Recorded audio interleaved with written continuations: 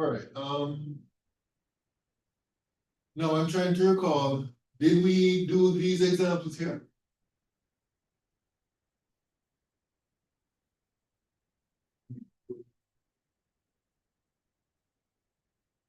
Did we do these examples?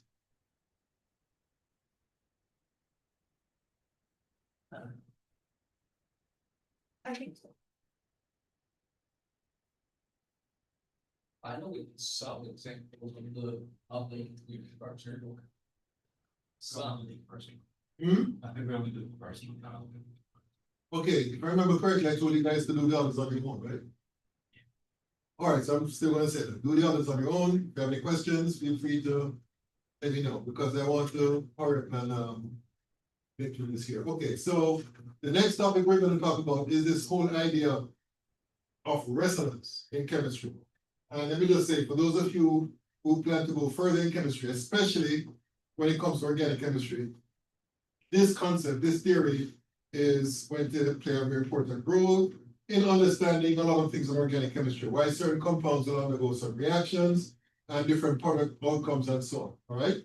Now, basically, the whole idea behind resonance is that if you can represent a molecule or ion using two or more Lewis structures, where the only difference between them would be the distribution of electrons, then basically, according to this theory, neither of the structures would represent the true structure of that particular molecule or ion. Basically, what this theory says is that the true structure will be a hybrid or a composite of those different Lewis structures that you can draw for that particular molecule or ion. So the different structures that you can draw, the different plausible structures, they're called resonance structures. And the actual structure, which is a hybrid, we call that a resonance hybrid. And to illustrate this, we're going to use the ozone molecule, which is shown here, right? Now, even though we know that the oxygen atoms are identical, what I'm going to do is, for the sake of explaining this, I'm going to label this oxygen 1, this oxygen 2, this oxygen 3, and I'm going to maintain the same labels for this structure here, right? So we know that the oxygen atoms are identical, but we're just going to treat them as different for the sake of understanding what's happening here, right? So as you notice, this is one legitimate Lewis structure for the ozone molecule, right? And this is yet another legitimate structure. Of course, the difference between, well, there are a couple of differences. One difference is that between oxygen 1 and 2, there's a single bond, but here, between those two atoms, there's a double bond, right? And then between oxygen 2 and 3, there's a double bond here in this structure, but over here, there's a single bond between those two same atoms, right? And there's some other things too in terms of the electron pairs that are lone pairs. For example, oxygen 1 has 3 lone pairs here in this structure, but 2 lone pairs here, and the reverse is true. This oxygen has 2 lone pairs here for oxygen 3, and 3 lone pairs here. And you'll notice that the oxygens that have the lone pairs, the 3 lone pairs, have a negative charge. So you have a negative charge on this oxygen 1 in this structure, but over here in this structure, you have a negative charge on the oxygen number 3, all right? So, basically, the difference between the two structures, as we said before, is how the electrons are distributed.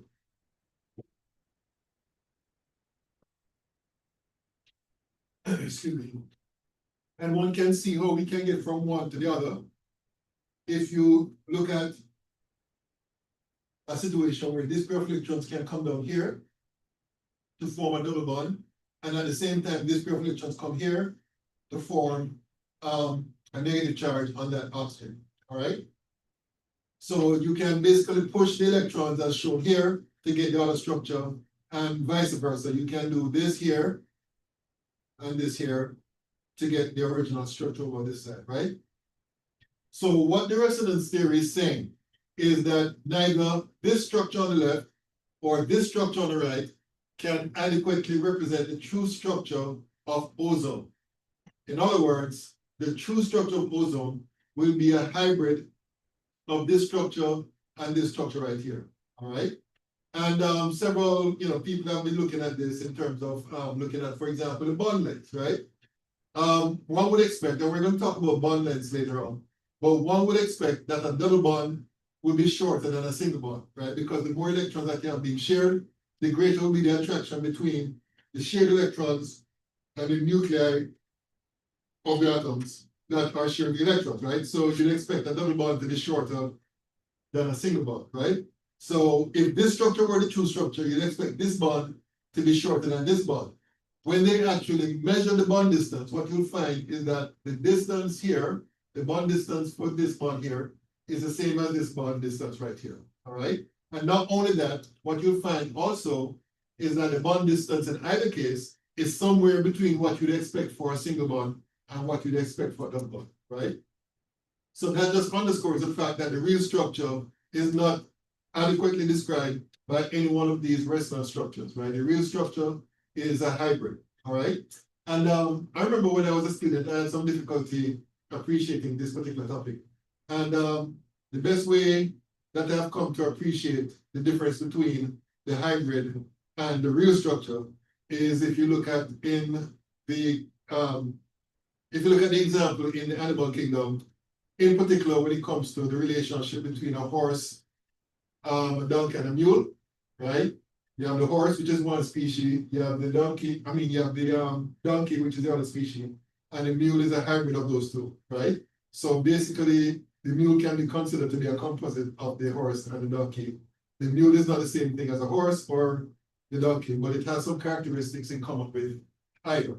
So we can relate that to what we have here, where the resonance structure, or the resonance structures, or the real structure, the hybrid structure, will have some characteristics of the resonance structure, right? So that's the best way that I was able to appreciate the relationship between the resonance hybrid and the resonance structures. Okay, one important aspect of this is that you have what's called the delocalization of electrons, right? And what that means basically is that the electrons are not belonging necessarily to one particular atom. So this pair of electrons here comes here to form a double bond. This pair of electrons comes here to form, resulting in a single bond being formed, and a pair of electrons on this oxygen right here. And you'll notice as you go from this structure to this structure, the negative charge here is moved from this oxygen atom, which is oxygen number 1, to oxygen number 3 in the other structure, right?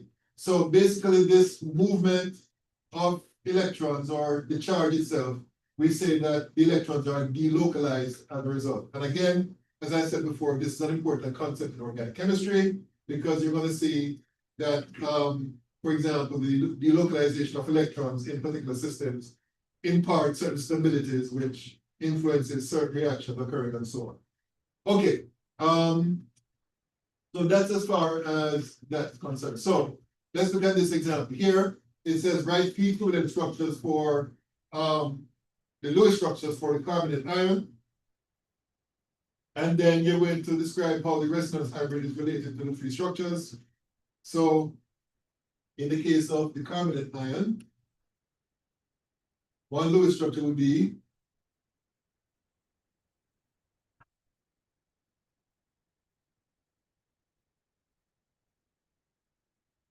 minus, minus, and then another group. And by the way, let me see if I had it here. I forgot to mention this double-headed arrow. That basically, when that is placed between two structures, basically you're showing that these are resonance structures, right? So I forgot to mention them. So the next resonance structure you can get by putting this pair of electrons here, this pair of electrons with the oxygen. So you're going to end up with O minus O minus, and then double bond O here. And then the next resonance structure would be where this pair of electrons come here, this pair of electrons will go there, and you're going to end up with, excuse me, O minus C double bond O. No, what am I? Maybe erase this right here. So you're going to still have O with negative charge here, and then double bond O, and that's it. So those are the three Lewis structures for the carbonate ion. Now the real structure, the hybrid structure, will look something like this.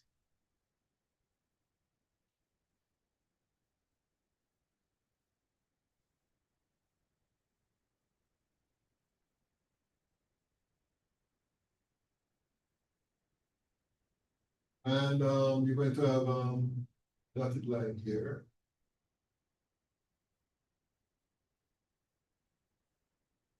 And you're going to have a partial negative charge here, here, and here, right? So that's basically what the hybrid, this is the hybrid.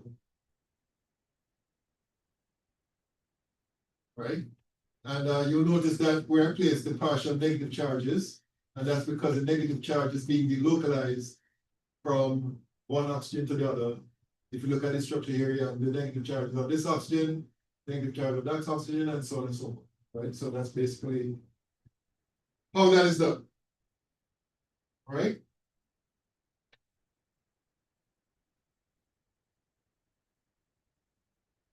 Okay, so let's talk about the bond order, excuse me, and bond length. The bond order is a relatively easy concept to understand. It's basically the number of electron pairs that are shared, excuse me, between two atoms in a bond. All right? So basically, if you have a single bond, then the bond order is 1. If you have a double bond, bond order is 2, and so on and so forth, right? Now, the bond length is the distance between the nuclei of two atoms that are joined by a covalent bond, right? And here we have some examples, right? So if you have two atoms that are bonded together by a covalent bond, the distance between the two nuclei would be the bond length, right? And what you'll find is that the bond length depends on the particular atoms in the bond, and also depends on the bond order if the atoms are the same, right? And we're going to see that actually in a table. Oh, that's later on. Okay. The next thing we need to talk about is what is called the bond dissociation energy. We met this before when we were discussing the Born-Haber cycle. It is the energy that is required to break one mole of a particular type of covalent bond in a gas phase compound. Excuse me. Right? So, for example, to break a bond between two hydrogen atoms, the amount of energy needed for that is 436 kilojoules, right?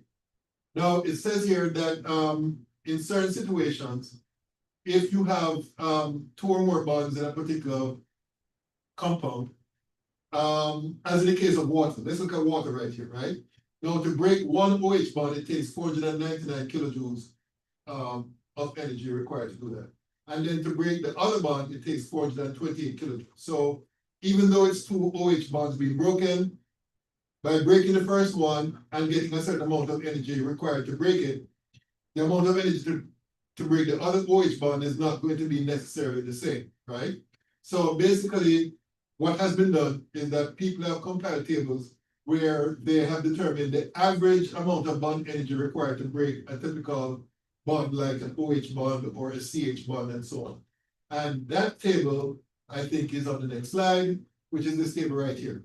So this table gives you the average bond energies for different bonds, but not only that, it gives you also the average bond length for different bonds, right? And there are certain patterns that you can observe when you look at the relationship between both the bond length and the bond energy with the size of the atoms, the multiplicity of the bonds, and so on. So for example, okay, let's look at these right here, right? Where we have hydrogen bonded to different halogen atoms, right? So you have HF, HCl, HBr, HI, right? And what you'll find is that as the size of the halogen atom increases, the bond length increases. All right? So the bond length for HF is 92, for HCl is 127, and so on until you get to HI, which is 161, right? So that's one thing we can observe. If you keep one atom fixed and you vary the other atom, the length of the bond will increase with the increasing size of the other atom, right? What else? Oh, okay. We can look at the effect on the bond length and I should say effect on the bond length as a result of the multiplicity of the bond. Let's look at these three right here. What do we notice? Right? We're going from a carbon to carbon single, to carbon double, to carbon triple. What do we notice? We notice that the bond length becomes shorter, right? Which makes sense. If you have more electrons being shared between the two atoms, there's a greater attraction for the nuclei for the shared electrons, and therefore that pulls the atoms closer to each other, right? So the greater the multiplicity of the bond, the shorter the bond length. And another thing I want to point out here is that also the greater will be the bond dissociation energy, right? The shorter the bond, the greater the amount of energy that is required to break that bond, all right? You see a similar pattern, even though the atoms are different, between, in this case, carbon and nitrogen. You have the single, double, and triple bond. Again, the bond length decreases and the bond dissociation energy increases, all right? See the same thing here between two nitrogen atoms, single, double, and triple. Again, the bond length decreases and the bond dissociation energy increases, right? Same thing here between nitrogen and oxygen. The bond length decreases and the bond dissociation energy increases, right? Same thing between two oxygen atoms. The bond length decreases and the bond dissociation energy increases, right? Okay, same thing here, right? Bond length decreases and the bond dissociation energy increases, right? So we see that pattern in terms of the multiplicity of the bonds. Now, in the case of these four right here, right? Again, there is some correlation between the size of the atoms and the bond length, right? So as you go from fluorine to chlorine to bromine to iodine, all the atomic molecules, you see that the bond length increases, right? And you see some variety in terms of the bond dissociation energy. I don't think this is quite understood yet, so we won't get into that, all right? Okay, so that's basically the correlation between different factors and the bond dissociation energies and the bond lengths, all right?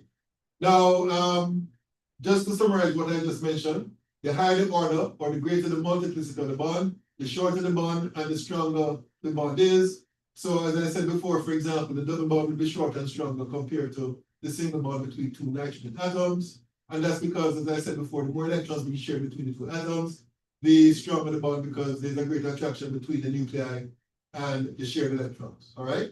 Now, we can use the bond dissociation energies to determine the enthalpy of a reaction. But let me just say that this only works well for gaseous reactions. It doesn't work well for reactions where you have solids or liquids or aqueous solutions, all right? So a good example of this is this reaction right here. The reaction between nitrogen and hydrogen to give you a compound known as hydrazine, right?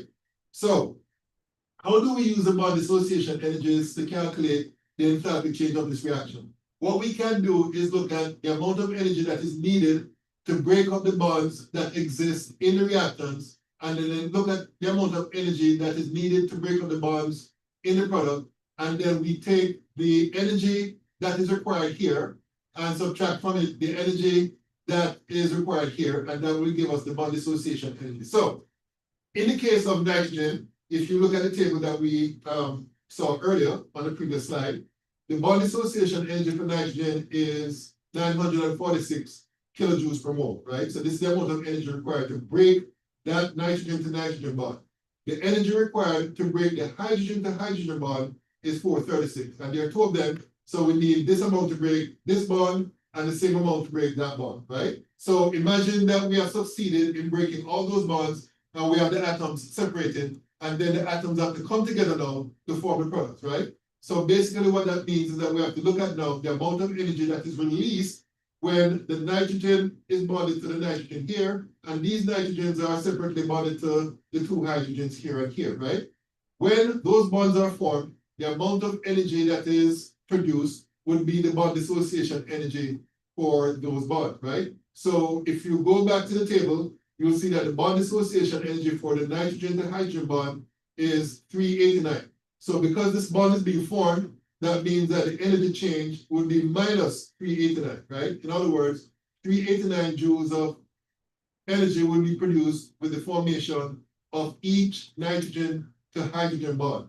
And then for the nitrogen to nitrogen bond, which is a single bond, again, if you look at the table in the previous slide, the energy required to break that is 163. So therefore, that would be the amount of energy that is released when those two atoms bond to each other. And therefore, this will be the amount of energy that will be produced.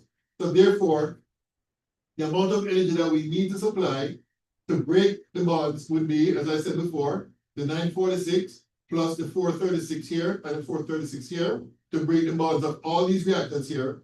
And then the amount of energy that is formed would be the amount of energy that would be required to break these bonds here. But because these bonds are being formed, that means that the change here would be negative for the energy that is, the energy change that occurs, right?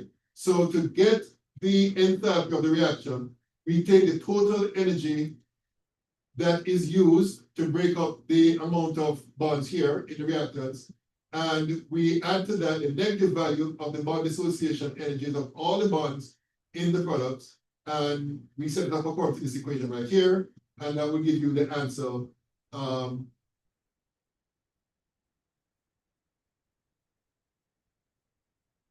Oh, so this example, okay, so this example here, I just realized, this example here is basically the answer that is being obtained here. So let me do this here. 946 plus 2 times 436 minus 163 plus 4 times 389 minus. Okay, so according to my calculation, delta H here will be equal to 99 kilojoules. And that's how you would do that, all right?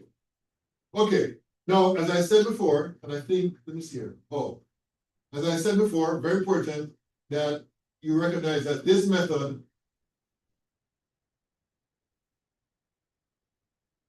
works only for gaseous reactions. So all the reactants and products must be gases, right?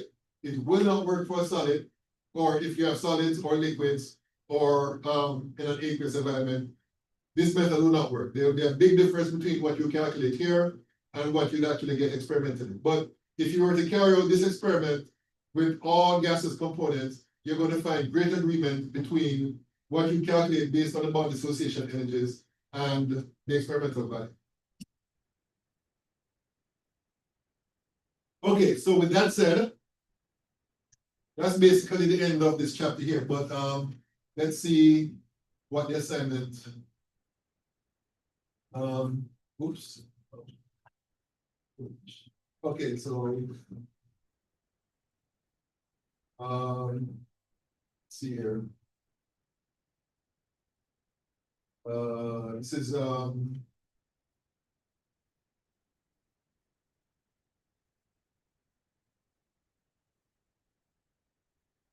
we're on the 79.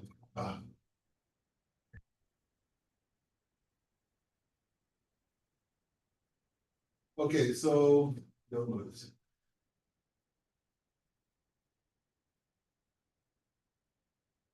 okay, so let's see here. Let's see, what can we do? What can give you that to do. Okay. Question 5 says, draw all the possible resonance structures for the following ion molecules. And the first one is the nitrate ion. So in the case of the nitrate ion, of course, you know how to, I won't go through the steps, but by now you guys should know how to draw the Lewis structure of the nitrate ion. I'm just going to put the final structure here. That would be this right here.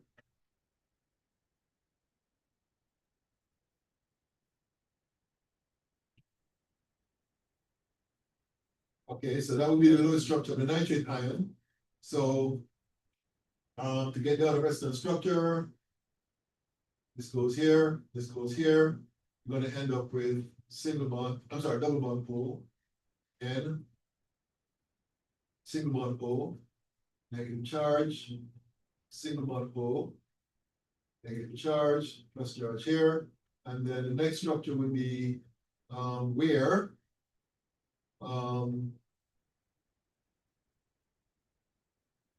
let's go down here. Oh, I forgot one pair here. Let's go here, when you get O, single bond N, double bond O, single bond O, and then negative charge here, negative charge here, plus charge here, right? And that's basically how that is done, all right? For number 5A. Okay, any questions about this one? Any questions? Questions? All right, so for number. Oh, so for 5D, you should be able to do that. I won't do that for you, but if you have any questions, feel free to ask. During my office hours. But basically, what I just did before for the nitrate, it's a similar process in the case of the formate. Okay, scrolling down. Okay, so this is where the bond dissociation energy values come in. Okay, let me try to do a kind of split screen kind of thing because we're gonna need the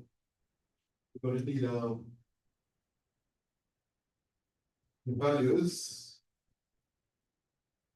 I hope this is not too small enough for you to see. Okay, so we're going to need those values. I hope you can see what we have there. Okay, so the question is asking for you to determine the delta H values.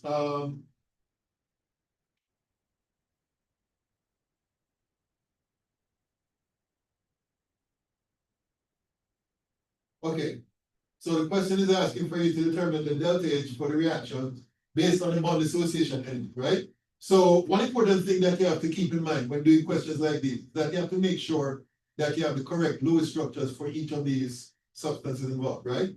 So in the case of methane, the Lewis structure would be this. Right? In the case of chlorine, it will be Cl bonded to Cl, and there are two of these, right? In the case of CH2Cl2, it would be C, H, H, Cl, Cl, and in the case of HCl, it's going to be 2 HCl, right? So what I would do is I would consult the table to find out the amount of energy needed to break all these C2H bonds. So C2H, 414 kilojoules per mole, right? And because there are 4 of them, I would multiply 4 by 414 kilojoules, right? And then for the chlorine, okay, where's chlorine? Okay, chlorine, 243. But there are 2 of them, right? So 2 times 243 kilojoules, right? And then on the product side, we have 2 CH bonds, right? So that would be 2 times 414 kilojoules plus 2 carbon to chlorine bonds. Okay, carbon to chlorine. Where's that? Right here. So that's 2 times 339 kilojoules. All right. And then finally, we have 2 HCl. So where's HCl? Okay, HCl.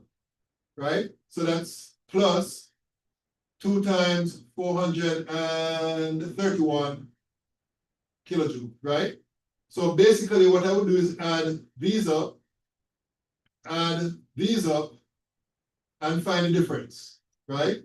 It is, in this case, the sum of the bond dissociation energies in the reactants minus the sum of the bond dissociation energies on the product. So I'm going to work out the left side first, 414 times 4, and then I'm going to add to that 2 times 243.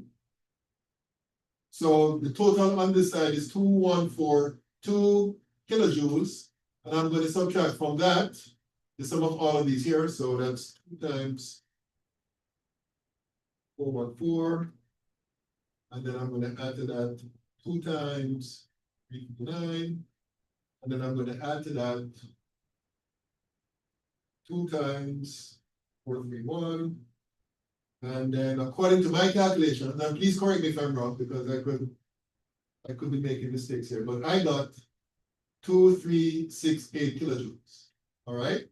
And then I find the difference between the two, which is 2142 minus 2368. So according to my calculations, the answer is minus 226 kilojoules. And that's how you do that. All right. Any questions? Any questions about this one? Questions? Any questions out there in Zoom? Questions? Okay, so that's the A part, and the B part is pretty much the same process. All right, let me clear this. The B part is the same process, right? So let's do that. So again, can't stress this enough.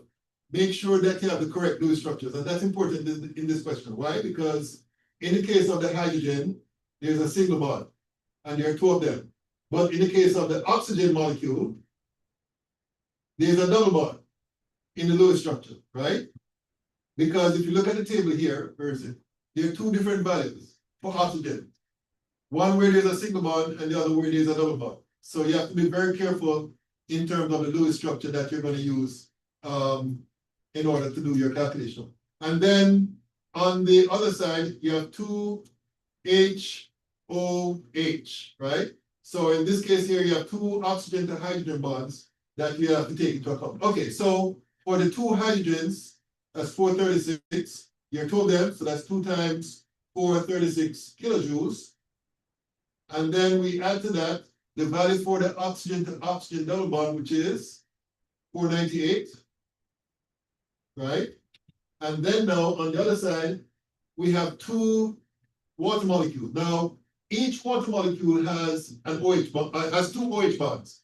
So basically, it's 2 times 2 OH bonds. So I'm just going to put 4 here.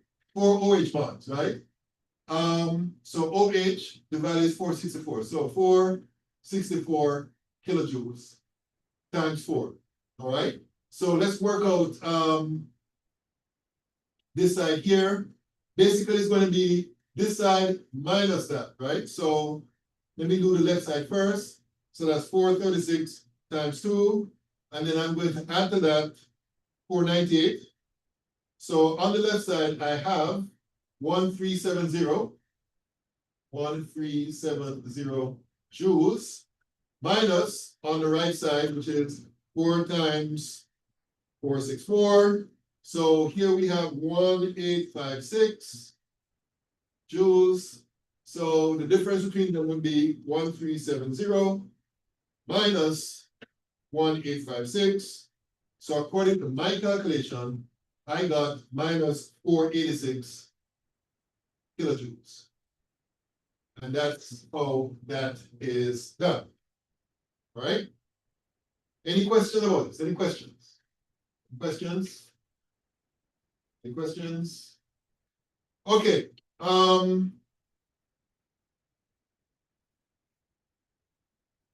So what I'm going to do now is clear this, and I'm going to set up a Dropbox for assignment number 9.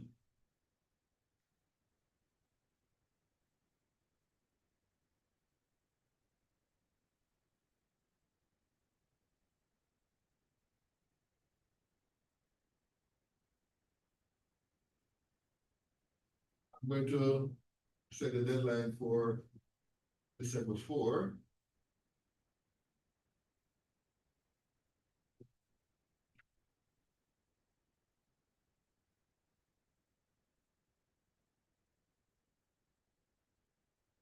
Okay, so that's when this is due. This assignment number 9 is due on December 4. Okay, now what I'm going to do for the rest of the class is start with chapter 10. I don't think we'll be able to complete it. I'm just going to go as far into it as I can, and then that would simply be it, because somebody from your class asked for a review, and I said, okay, fine, we can use Thursday for that purpose, right? So I'm just going to go as far into chapter 10 as is possible. We just make sure that this is published. And you notice I have a combination of chapter 10 and 11. I'll just go as far into it as I can. Wherever we stop, that's it. Okay, so in this chapter,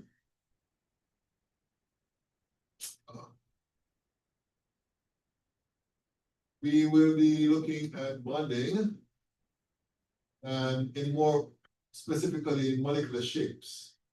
And I don't think we can get further than that. Okay, so basically when we're talking about molecular shapes or geometry, we're talking about a three-dimensional arrangement of the atom to the molecule. If you remember when we were learning about Lewis structures, we were not concerned about the three-dimensional shape.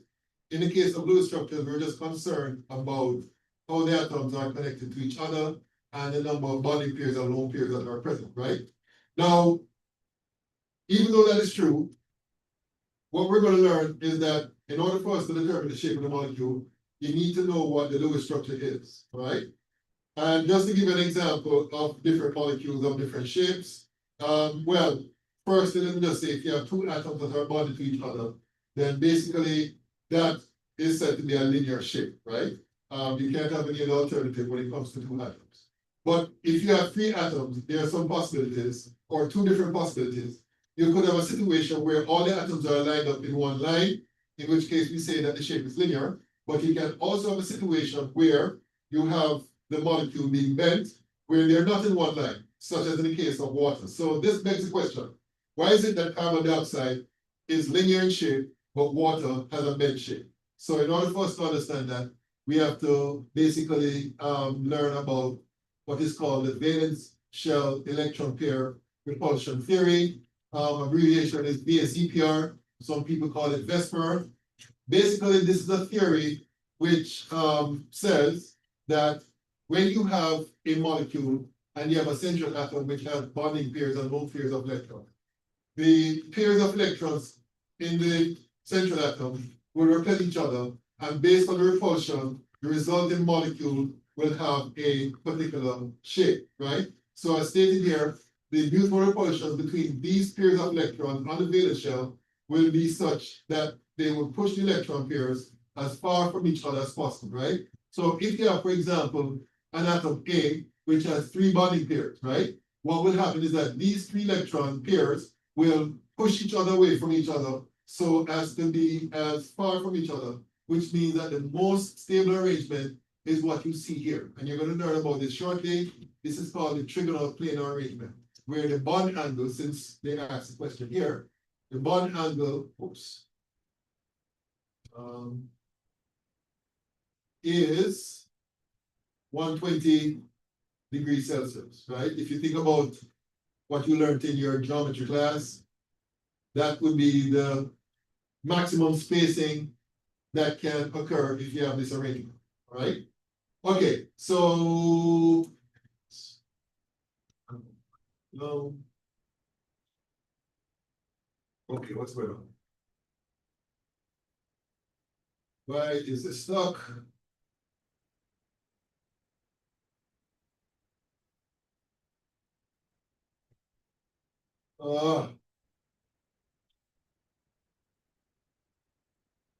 Okay, I don't know what's going on here, folks. This thing is not cooperating.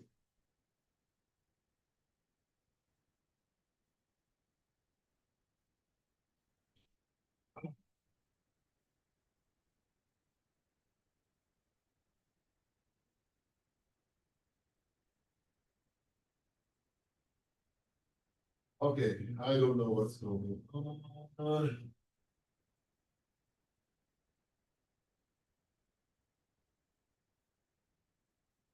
Ah.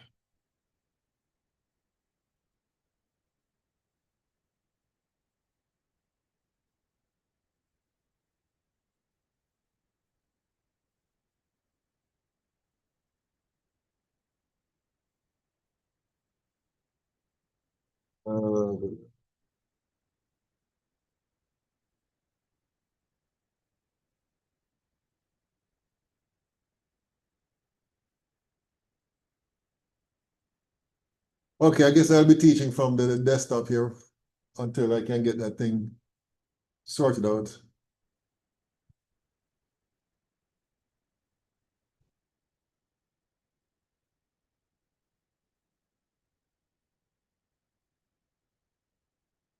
Okay, so all right. So how do we determine the shapes? Basically, let's identify first what we call electron groups, which is basically a collection of valence electrons that are localized in a region around a central atom. And basically, we can consider an electron group to be an unshared pair of electrons on the valence shell, or, well, not or, and we can also consider a bond. And it doesn't matter what type of bond it is, whether or not it's a single, double, or triple bond. 1 minute here, let me just check something here.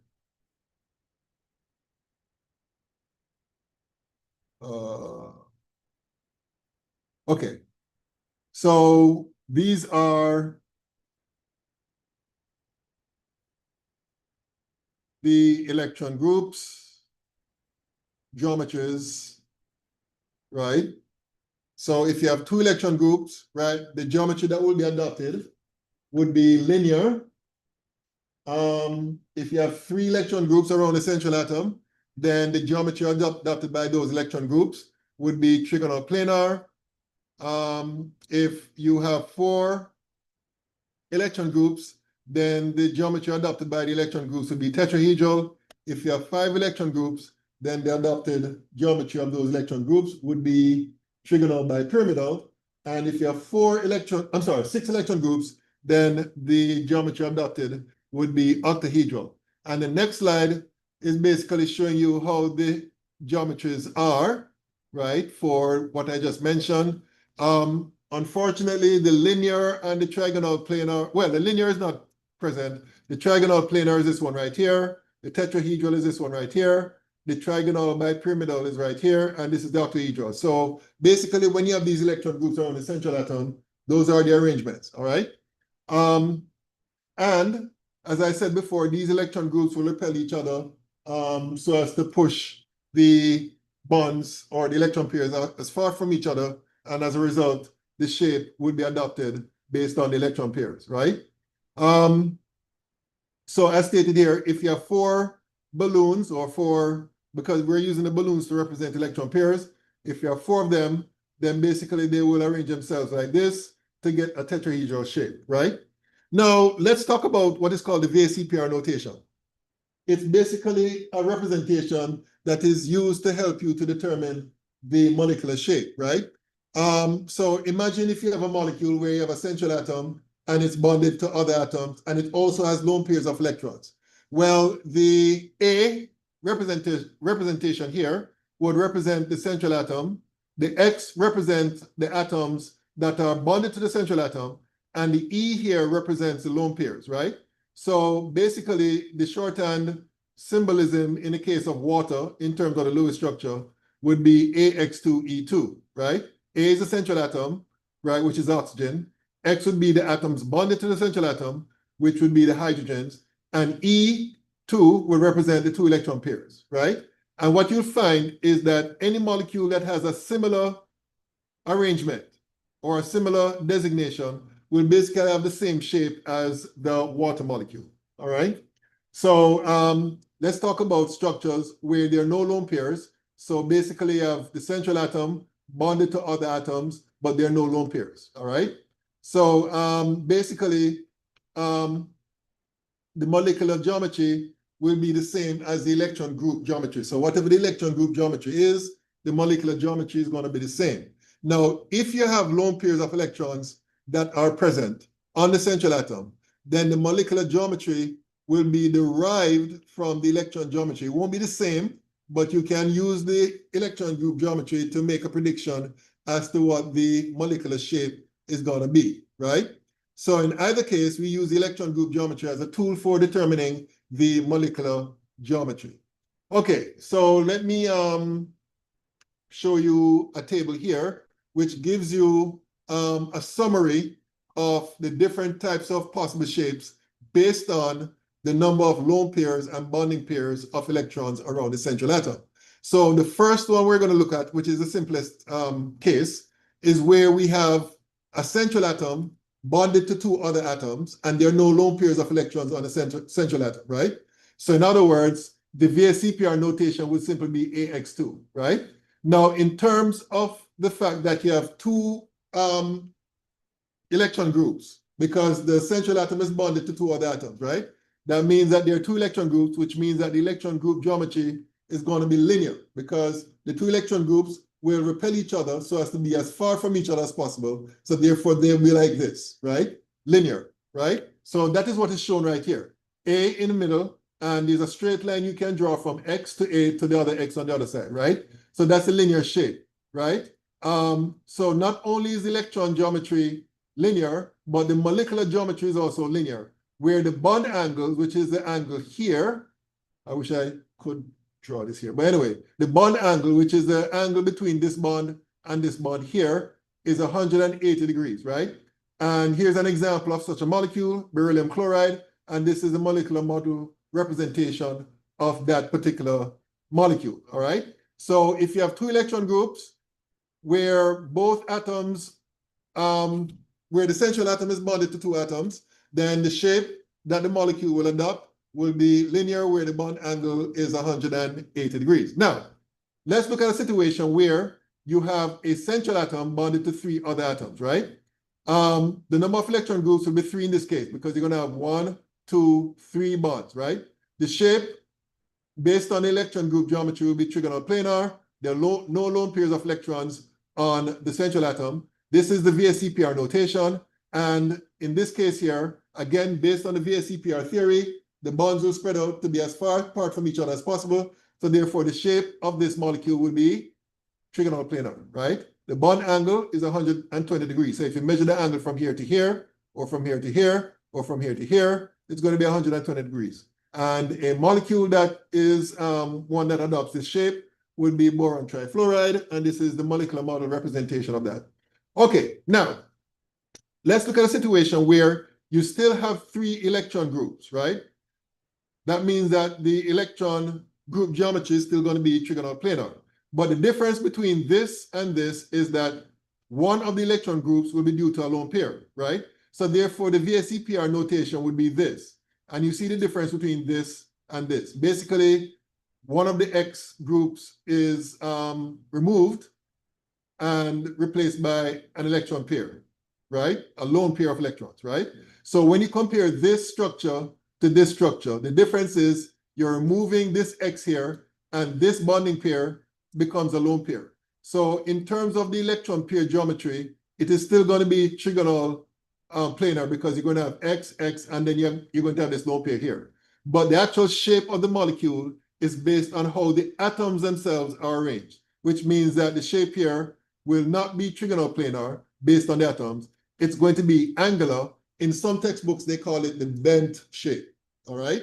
So the bond angle is still going to be the same, because the bond angle is based on the electron group geometry. So it's going to be 120 degrees. It might vary a bit, right? But for our purposes, we're just going to say it's approximately 120 degrees, right? And an example of a molecule that displays this geometry is sulfur dioxide, all right? Let me come back to this here and see if I can get this.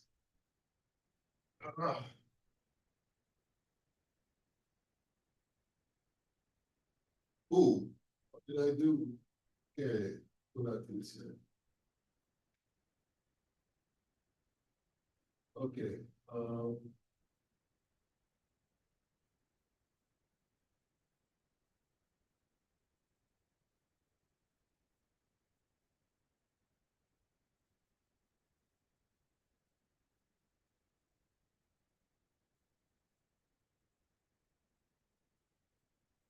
Okay, so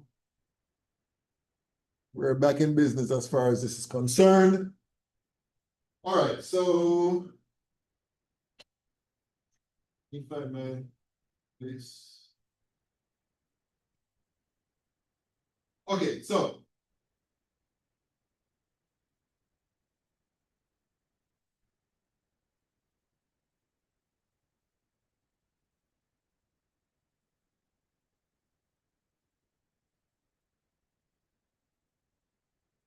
okay, so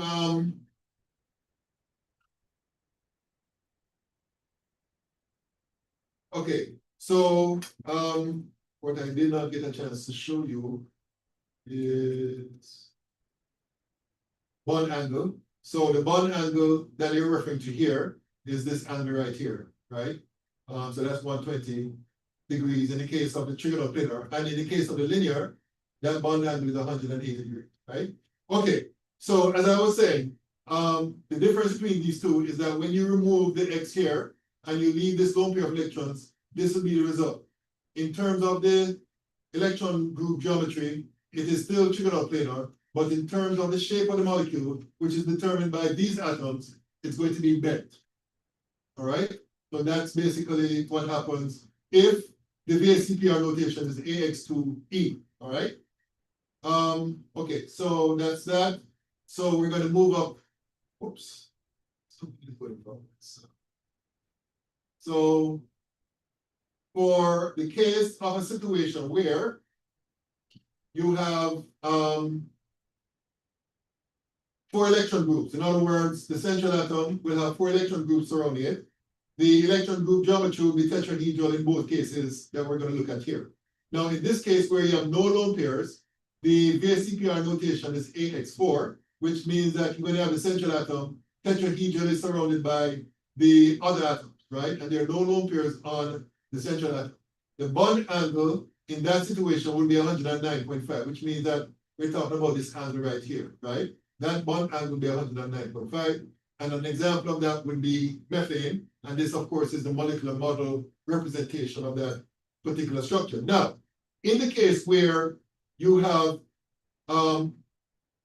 the same number of electron groups, excuse me, but you have one lone pair of electrons as one of the electron groups, and therefore the VSEPR notation is this, then basically the difference between the resulting structure and this is where you remove one of the X groups and you end up with a lone pair here, and that's what you get right here. So in terms of the electron group geometry, it's still tetrahedral, but in terms of the shapes of the molecule, based on where the atoms are positioned three-dimensionally, then the shape of the molecule will be trigonal pyramidal, all right? The bond angle will still be 109.5 because of the tetrahedral arrangement of the electron groups, right? And a good example of this structure would be ammonium, all right? And this, of course, is the molecular model representation of that structure. And then continuing, if you have, again, the same number of electron groups, but this time you have 2 lone pairs, as you see here, then the VSEPR notation is AX2E2. And in this case here, you're going to have the central atom bonding to 2 other atoms and having 2 lone pairs. The arrangement of the electron pairs, bonding and unbonding, will be tetrahedral, but the shape of the molecule will be angular, as determined again by the positions of the A and the 2 hexes. The bond angle is still going to be 109.5 because the electron group geometry is tetrahedral, all right? A good example of this would be water, and that's the molecular model representation of that. Now, in the case of a situation where you have 5 electron groups, the arrangement would be trigonal bipyramidal, and this is the VSEPR notation, and this is the actual structure that will be adopted by such a molecule. Here you have A in the center, and it is surrounded by the X in the form of a trigonal bipyramidal. And in this particular case, because it's a bit more complex than the others that we saw before, you have different bond angles, right? Depending on which bond you're looking at. So for example, this bond angle from here to here is 180 degrees. But this bond angle from, it's kind of hard for me to show you here, from this X to this X, that would be 120 degrees. And then this bond angle from here to here, that would be 90 degrees. So it depends on which bonds you're talking about, which angular value that you're going to determine. A good example of this would be phosphorus pentachloride, and this, of course, is a three-dimensional representation of that molecule. And then, again, sticking with the electron pair geometry being trigonal bipyramidal, let's say one of those electron pairs or electron group is a lone pair, right? Which means that the VSEPR notation would be AX4E. So if you were to compare the previous structure that I showed you to the resulting structure here, the previous structure had an X here. If we remove that X, you're going to have a lone pair left back here, and therefore this would be the resulting structure. We call this the seesaw shape that would be adopted by a molecule with this VSEPR notation. Again, because of the complexity, you have different angles depending on which bonds you're looking at. And a good example of this would be sulfur tetrafluoride. And this, of course, is the molecular model representation.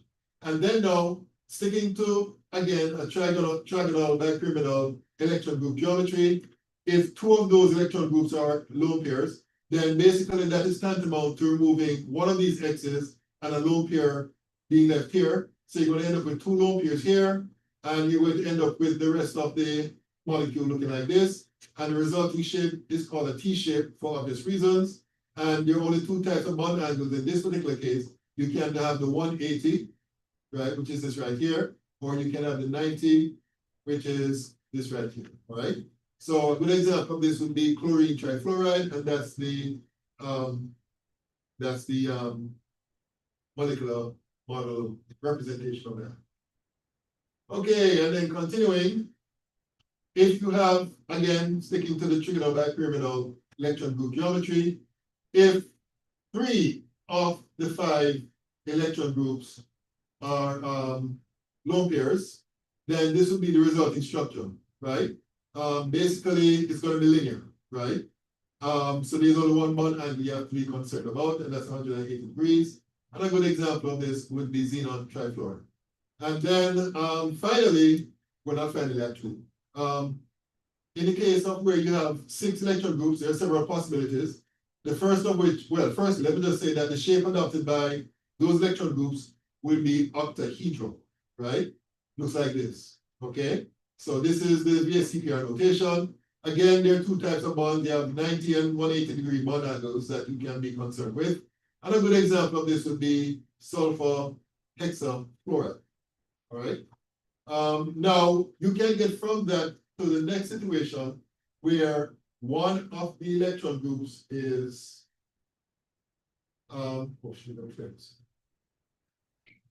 is a lone pair, right? So still 6 electron groups. The electron group geometry will be octahedral, but one of the electron groups is a lone pair. So therefore, this is the VSEPR notation. So previously in the octahedral situation, we have an X right here. If we remove that X, the lone pair remains here. We're going to end up with what is called a square pyramidal shape, right? And then an example, the bond angle in this case would be 90 degrees. And the example that is shown here is boron trifluoride. And then here we have a situation where it is still the same number of electron groups, 6, but 2 of them would be lone pairs. This would be the VSEPR notation, AX4E2, and this is what you end up with, which is called a square planar shape. And that's the last one, right? So that's basically, those are the possibilities. So basically, to summarize, first you have to determine the Lewis structure, right? We all know how to do that right now, right? Once you determine the Lewis structure, then you're going to use this as your guide to determine the shape of the molecule. And the shape is basically based on the number of bonding pairs or lone pairs that you can identify on the central atom. And then based on the guide here, you can determine the shape of the molecule. There is a chart which I'm going to make available to you during your test. Let's see if I can show you where it's located. Here it's first. Profiles.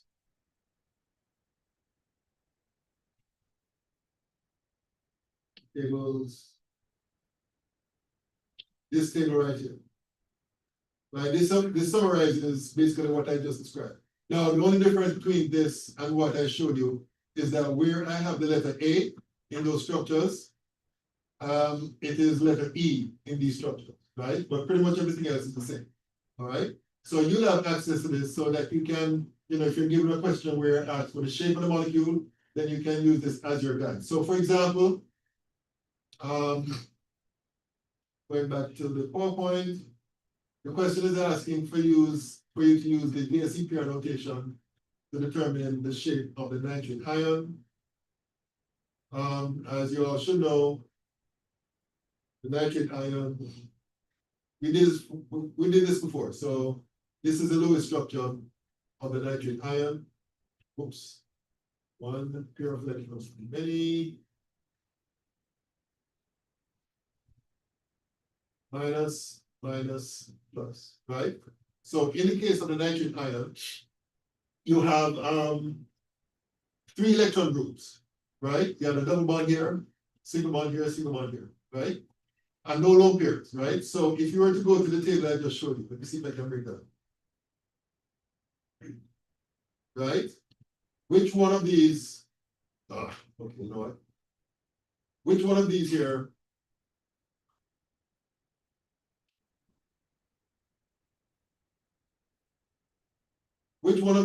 represent a situation where you have one essential atom bonded to 3 other atoms?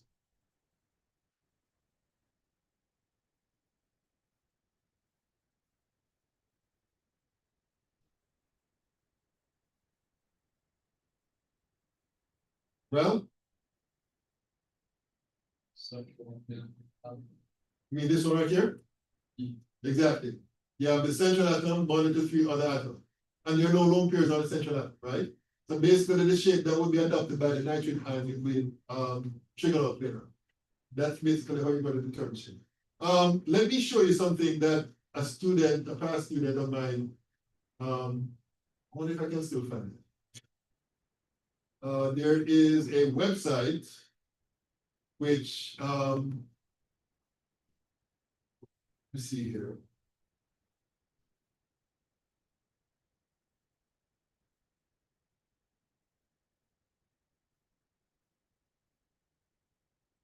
I haven't used it in quite a while, so. I think what I.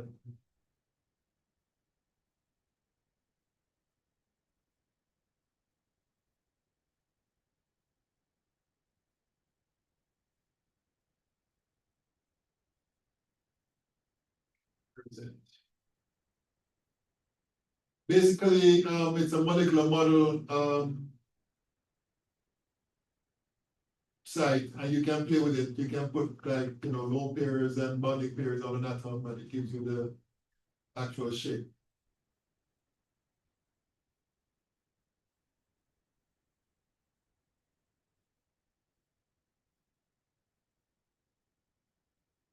Oh, here it is. Hope it still works. And it has stuff not only for chemistry but for the other fields as well. Okay.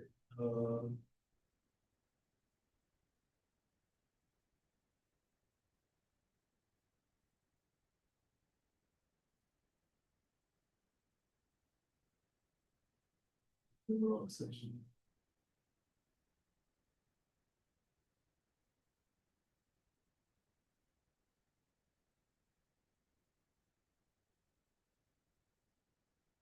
Where is it? Where is it? Ah, here it is. Molecular shape. Okay. So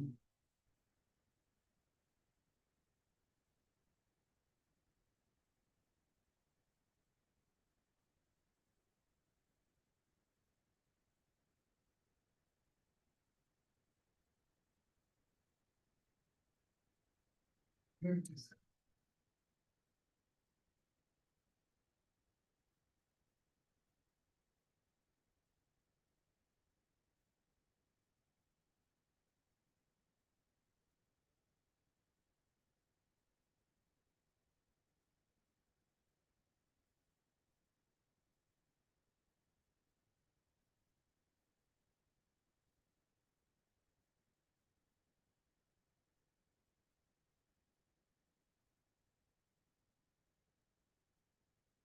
Okay, so. Let me try this first. Okay, so basically what you can do is play with this, right? You have a central atom and you have the other atoms here. And you can add another atom or you can add a lone pair and basically the shape will result. And also you can you'll be given the electron geometry and the molecular geometry as well. So like in this particular case, you have a central atom bonded to two other atoms. There are no lone pairs on the central atom. So therefore, both electron geometry and the molecular geometry will be the same, which will be linear. Now, let's say, for example, I add an atom to the central atom. Then you see the shape changes, right? You have three bonds, right? So therefore, the shape, and there are no lone pairs on the central atom. So therefore, the shape would be trigonoplanar. You can also be shown the bond angles as well, right? So if I add another atom, the resulting shape would be tetrahedral, right? Now, if I can remove atoms by doing that, and let's say I add a lone pair to the central atom, then the shape now would be bent, even though the electron geometry would be trigonoplanar, right? And the angle here would be 120 degrees, and that's it. If I add another electron pair to the central atom, then no, I'm sorry. Right, if I add another electron pair, it's going to be bent still, but the bond angle will be different because now you have two lone pairs and two bonding pairs on the central atom. And that's it. So this is something I can provide a link for this. Now, I remember when I obtained this, they asked for a contribution before you can play with this. But the contribution, they said it can be anything. So I don't remember, how much I contributed, but they just said it, any amount you contribute and then you can have access to this. So you might find this very useful when it comes to understanding how molecular shapes are derived based on the central atom bonded to other atoms and lone pairs. We could do this, for example, and we can even make it more complex. For example, let me remove these here, and let me add a double bond to another atom here. And I could add a lone pair to the central atom, and you see, the resulting shape as a result of that. So something nice for you to play with. What I can do is provide a link. I haven't used this in quite a while. I'll provide a link for this website so that you can have access to it. Also, you can actually use, instead of using hypothetical atoms, you can use real atoms. So like, or real molecules, right? So for example, boron trifluoride, which is trigonoplanar, that's the structure right there, right? Now, in this case, you cannot make adjustments because you're dealing with actual real molecules. If you want to find out, for example, PCl5, that's that, and so on. All right, so as I said before, I'm going to provide a link for that particular website for you guys to have access to. Okay, so let me go back to the PowerPoint.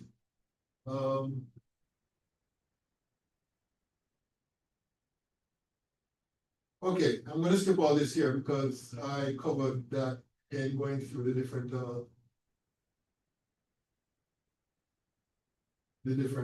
shapes. Okay,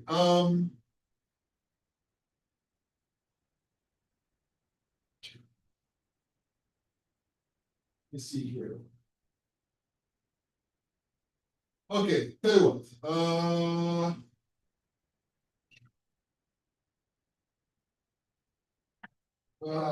Okay. All right, tell you what. So I'm going to stop here. And because we're going to stop here, you won't be able to do everything in this assignment I'm about to give you. So let me just give you and let you know exactly what you're going to do.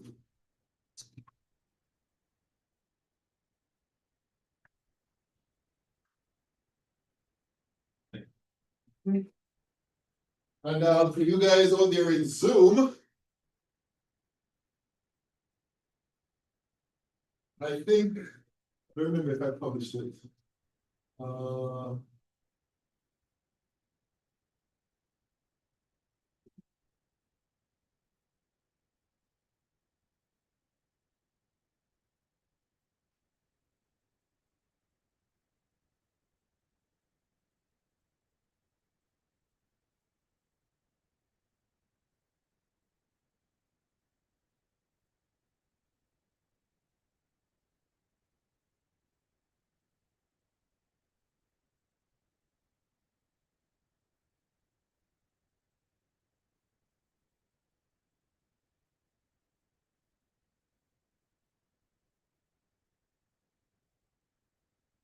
Okay.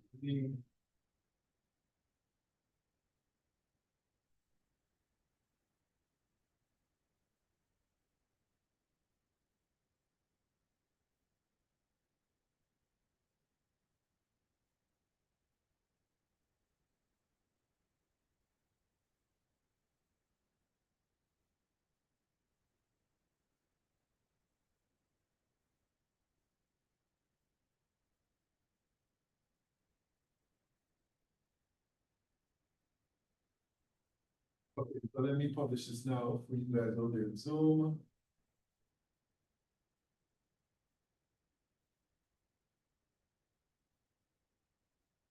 All right, so basically, the only thing we can do in this assignment is question number one, and even then, we cannot do all of question number one because the only thing, based on what we have covered so far, that we can do is to determine the geometry, right?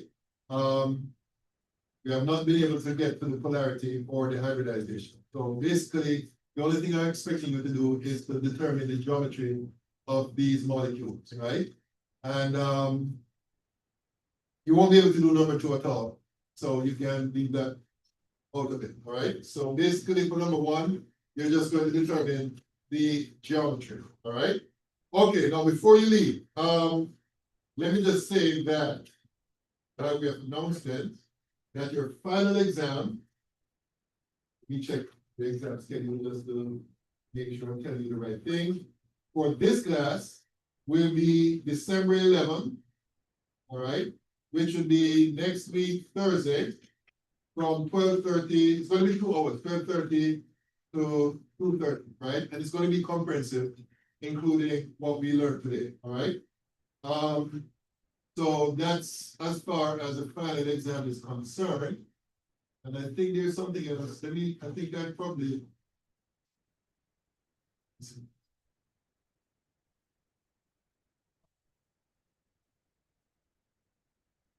Okay, all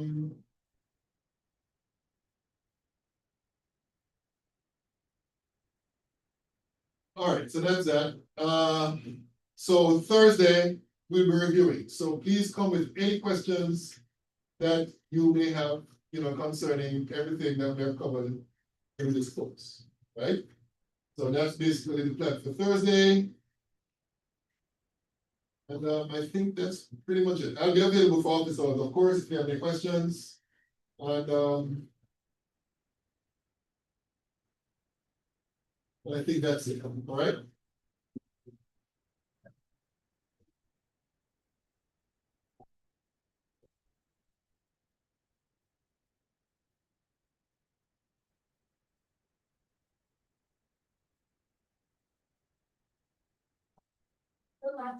No. Good.